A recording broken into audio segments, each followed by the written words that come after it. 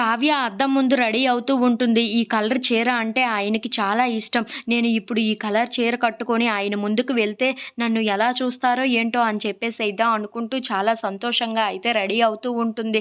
ఇంతలో బామ్మగారు అక్కడికి వస్తూ ఉంటారు. "ఏంటి కావ్య ఇంతలాగా రెడీ అయ్యావు? ఏంటి సంగతేంటి?" అని చెప్పేసైతే అడుగుతూ ఉంటుంది. ఆ మాటలు వినగానే అక్కడ ఉన్న కావ్య అయితే ఈరోజు ఆయన నన్ను ప్రపోజ్ చేయబోతున్నారు. అందుకే నేను ఇంతలాగా రెడీ అయ్యాను అని చెప్పేసైతే అంటూ ఉంటుంది. ఆ మాటలు వినగానే అక్కడ ఉన్న బామ్మగారు అయితే అదన్నమాట సంగతి. అందుకే ఇంతలాగా మురిసిపోతూ అద్దంలో చూసుకుంటూ మాట్లాడుకుంటున్నావన్నమాట. ఇంతలాగా రెడీ అయ్యావు అంటే ఎందుకో అనుకున్నాను.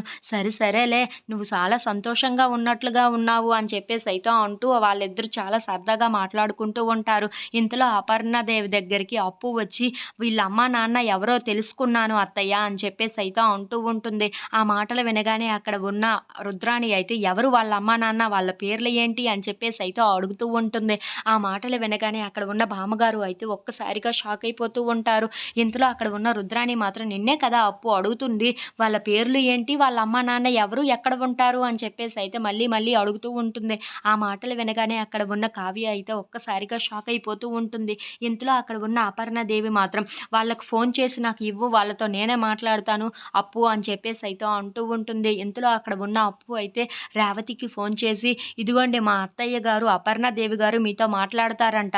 ఒకసారి ఫోన్ తీసుకొని మాట్లాడండి అని చెప్పేసైతే అంటూ ఉంటుంది. ఆ మాటలు వినగానే అక్కడ ఉన్న రేవతి అయితే ఒక్కసారిగా షాక్ అయిపోతూ ఉంటుంది. ఇంతలో అక్కడ ఉన్న అప్పు మాత్రం ఇదిగోండి మా అత్తయ్యకు ఇస్తున్నాను ఒక్కసారి మాట్లాడండి అని చెప్పేసైతే అపర్ణాదేవికైతే ఫోన్ ఇస్తూ ఉంటుంది. ఇంతలో అక్కడ ఉన్న అపర్ణాదేవి ఫోన్ తీసుకొని ఏంటండి ఈ బాబు మీ బాబేనా అని చెప్పేసైతే అడుగుతూ ఉంటుంది. ఆ మాటలు వినగానే అక్కడ ఉన్న రేవతి అయితే అవును మా బాబే అని చెప్పేసైతే అంటూ ఉంటుంది. ఆ మాటలు విని అక్కడ ఉన్న కావ్య అయితే అత్తయ్య గాని గుర్తుపట్టేస్తారా ఏంటా అని చెప్పేసైతే చాలా టెన్షన్ పడిపోతూ ఉంటుంది.